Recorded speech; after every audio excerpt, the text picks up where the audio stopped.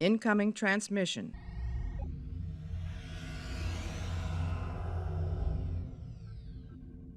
Hey everybody, it's your buddy Admiral Teag, and welcome to Saving Star Trek. Here's our review of Star Trek The Next Generation's episode, Yesterday's Enterprise. It's episode 15 of season 3. We watched this because we had just been through watching the movie Section 31 dragging Rachel Garrett through the mud, tarnishing the legacy of the Enterprise C's captain. In Yesterday's Enterprise, we get the real deal. Someone worthy to command a ship with the name Enterprise. Here's a quick recap of the episode. The USS Enterprise D, the one commanded by Jean-Luc Picard, encounters a rift in space-time, out of which emerges the damaged USS Enterprise C, thought to have been destroyed 20 years earlier. Then we shift into an alternate reality. In this timeline, the Federation is at war with the Klingons, Tasha Yar is alive, and Worf and Troy are gone.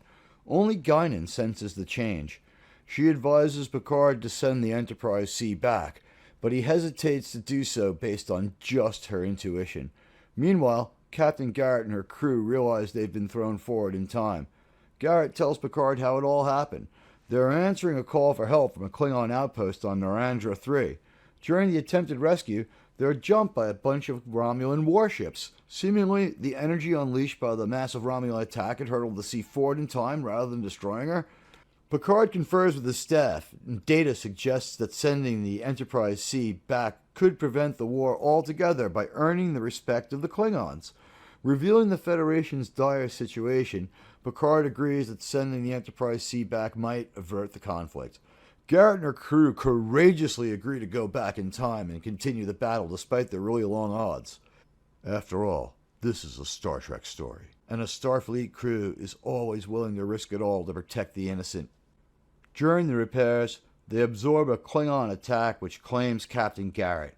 One of her crew, Helmslin Castillo, who has formed a bomb with Tasha during their time working to repair the Enterprise C, doesn't hesitate to take command.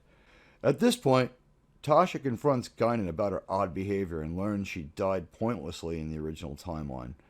Knowing this, she decides to join the Enterprise C.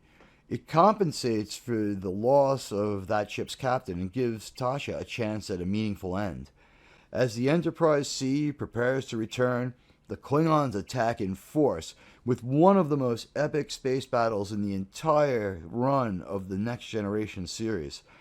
Upon the Enterprise C's successful return, the timeline corrects, with only Guinan sensing anything has ever been amiss. The episode ends with her asking Geordi about Tasha. And now, here's my discussion with Shawn Carter, the sci-fi model guy, and J.T. Kirk.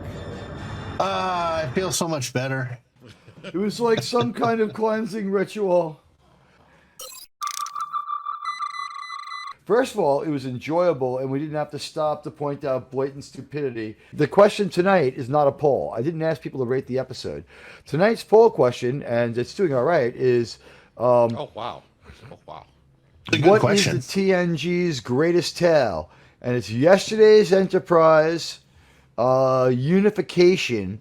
Best of Both Worlds is beating the hell out of all the other ones, and First Contact, Movie, or Other is not registering at all. But, wow, it was just so nice to see a superior episode. So, let's go around the horn. The superior episode. Kurtzman, I'm laughing at the inferior intellect.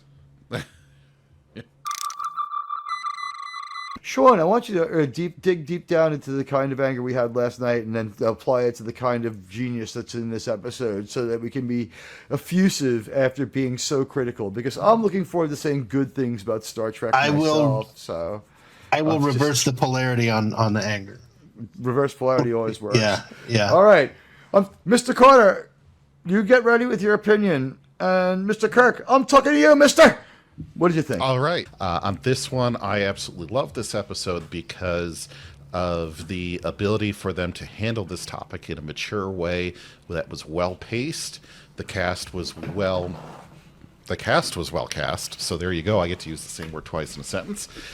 In terms of action, you get the action in terms of discussing Star Trek like issues, you get that in the ready room in a way that totally does not scream of plot contrivance.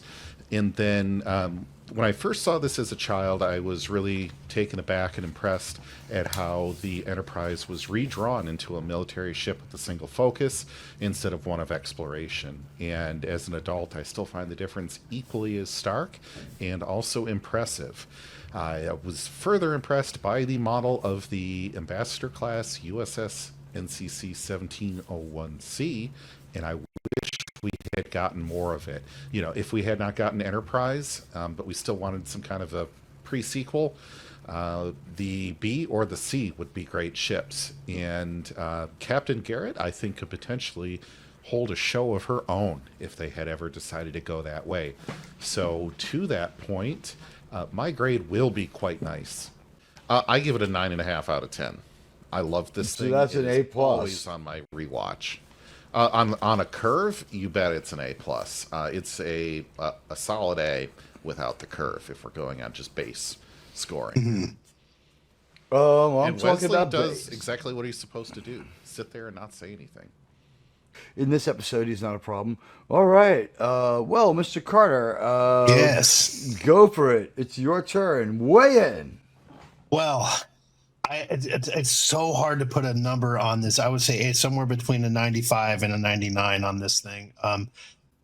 This episode is damn near perfect. There's one flaw, and it's something I alluded to earlier, and I don't even think it's a flaw. It's something that could have been fixed with one throwaway line, and that is, it's clear that the Enterprise D is far superior to 3 Birds of Prey. But because like look how easily they took one of them out, right? Like they just a couple second bursts of phasers and they blew one to hell. And it made me wonder, like, why didn't they just paste all 3 of them? You know, like why didn't they just turn them all into dust? And my nerd splaining is actually earlier in the episode they said that the rift became unstable when there was the fight with the first Bird of Prey. What they should have thrown in there is my only flaw in this episode. They should have had a throwaway line. Captain, we have to make sure not to destroy these ships because their warp core breaches could just kill the rift. So we have to defend the Enterprise, but we can't destroy these ships because the explosions would have been the Interesting. only line I would throw in there, because they really should have beaten those three Birds of Prey. I could think of another line equally good. How about this one? We have like kind of wave motion gun shot for our first phaser blast, and then it's they could have thrown that in there too. Yeah, but I like the thing, like we can't destroy it. There can't be too many explosions, or the rift might close. Our primary thing is just to be a tank and take the hits while they explain escape. stuff. Yeah, Yeah, that was the most graphic battle scene we've ever seen in TNG or maybe on TV Star Trek. Yeah, but Anyway, I don't want to hear shit about Picard season 3. Yeah, okay, that's my only flaw, and it's not even a flaw. It's just something that I can explain in my head. Other than that, man, this episode, I saw it on the first release. I was 15, I think. And so when TNG first came out, I was in middle school.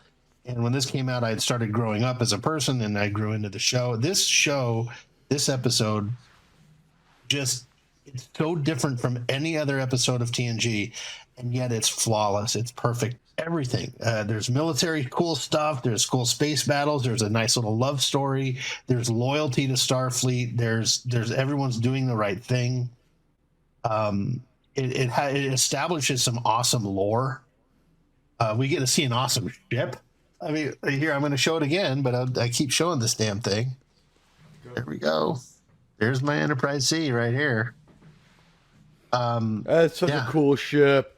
It is so cool. Yeah. The only problem I have is this the nacelle Bassard collector is like right there with the saucer. My redesign is gonna make this look even better. So, but wow, that's coming up. I can't wait. Oh, me neither. I can't wait to get to it. I'm trying to rush through the builds I'm doing now just to start on this thing. But perfect episode, absolutely perfect episode. Probably my favorite TNG episode. Of all, like if I'm in the mood for some TNG, I'll throw on yesterday's Enterprise. That's my first one that I put on. So there's my review. A plus plus plus plus plus plus. Wow. Is it better than any of their movies? Yes. By a lot. It's better than Insurrection. I think Doomcock has said this one should have been a movie. It Doomcock was deserved. right. Yeah, it deserved. It deserved the movie treatment, but they still that's the thing. It's shot like it is a movie. The lighting, it's shot like a movie. Everything. It's a different feel. It's a different ambiance in this episode. Everything's different. It feels like a movie. Yeah, it really does. But I don't know if a 2-hour story would have been needed. They really made this thing super tight, and it works in 47 minutes. Just fine. A couple of lines that we talked about may have been written and dropped for time because the pacing on this one's like it could have been. it's really it good could have pacing. been. I think it really would have helped, but still, there's enough in the episode to make me headcanon. There's enough for me there to have that nerd conversation that explains it. And you want to.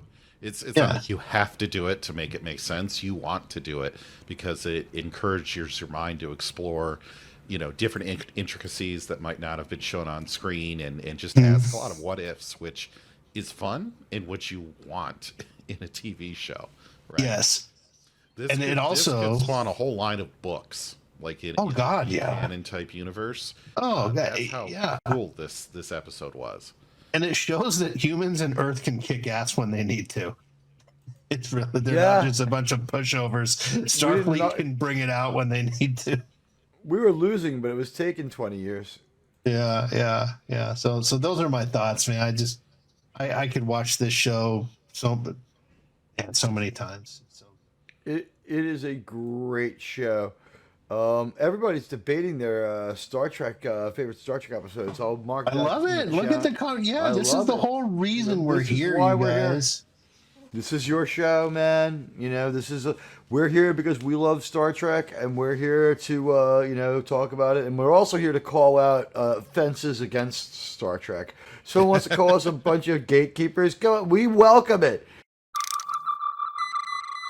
All right, here we go. And by the way, JT, I think I can get your grade to an A+. Can I highlight that? Yes. Yeah, go ahead, please. Guinan being on the ship in active duty wartime is a main detractor for me.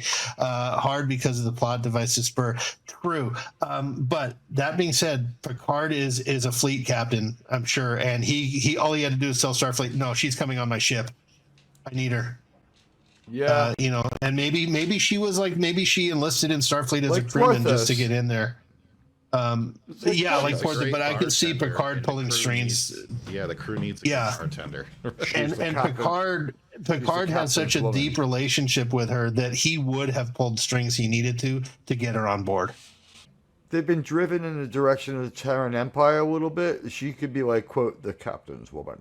But he's still Picard, so it's like, I won't force you to have sex with me. I've seen pictures from the future. Yeah, but who's to say she was a civilian? She could have been a crewman.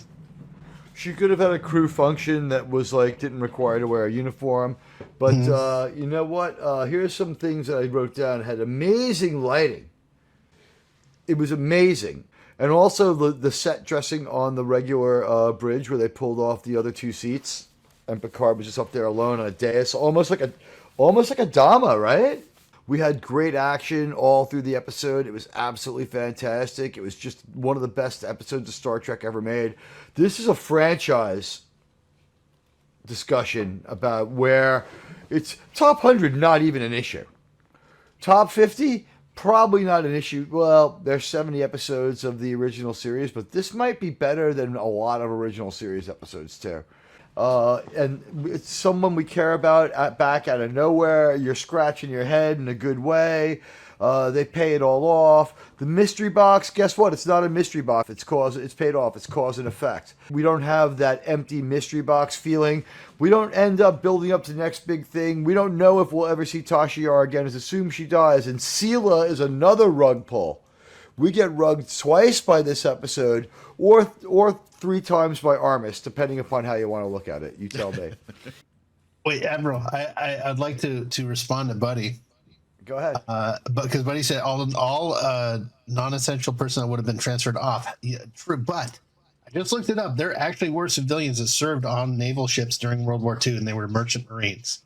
There were contractors on the Enterprise when it was destroyed, or when it ultimately sank under tow. Or something. Right. So I hear what you're saying, buddy, but there is precedence and some explanations to what would place Guinan on there where it doesn't give me too much of a problem. But I do totally understand where you're coming from.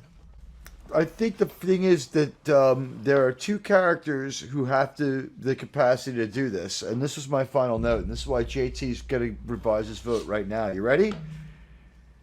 No Deanna!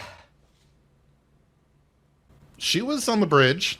She didn't say anything, but she sat there. She couldn't say anything because there's only two people on the ship with the magical ability to have to talk to Guinan, to have to talk to Tasha Yar. One of them is Deanna, and one of them is Guinan. So they chose the right magic emissary. They did. That is true. Having Deanna explain this or relate to Troy would have destroyed this episode. Marina Sirtis isn't a bad actress, but she couldn't have done this. This is kind of more what Whoopi Goldberg was known for. Yeah, glad she was not in this episode. He said we see her sitting there. All right, I knew I could get that negotiated up. I'm going to submit a new set of grades on behalf of JT.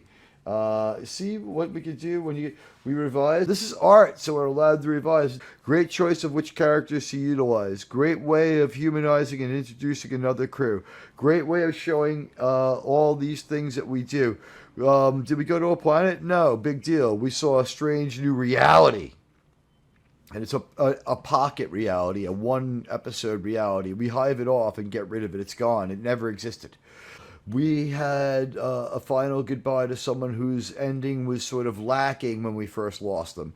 So this was probably one of the finest episodes of Star Trek of all time. It's definitely a top 100. It might be a top 50. There might not be an episode of Enterprise that gets this good, but we have a lot to go through before we get there. If we had done the regular episode of Enterprise tonight, it was dead stop. We might have been all like A+, A+, A+. We were not ready to be objective tonight. And a captain, bravely leads his crew and gets them through the dead stop. And Admiral takes the easy way out. We needed an episode that we could dig into, enjoy, and that we couldn't screw up the ratings. So our minds will be back inside. Our brains won't be hanging upside down next time we're back here doing this. I'd give this an A. Yesterday's Enterprise is everything we watched Star Trek for. Time travel without over-explaining it. A really great story that we wanted. Not one, but two heroic captains of the Enterprise, okay? Mm-hmm. We had not just one, but two heroic Enterprise captains. Three heroic captains, yeah. Castillo. He's absolutely heroic. And we see Starfleet doing the right thing because it's the right thing to do. I love that Boy Scout aspect of Starfleet. The members of Starfleet should be doing that. That was why they're members of Starfleet, and that's why they didn't have to sync up too much on their mission.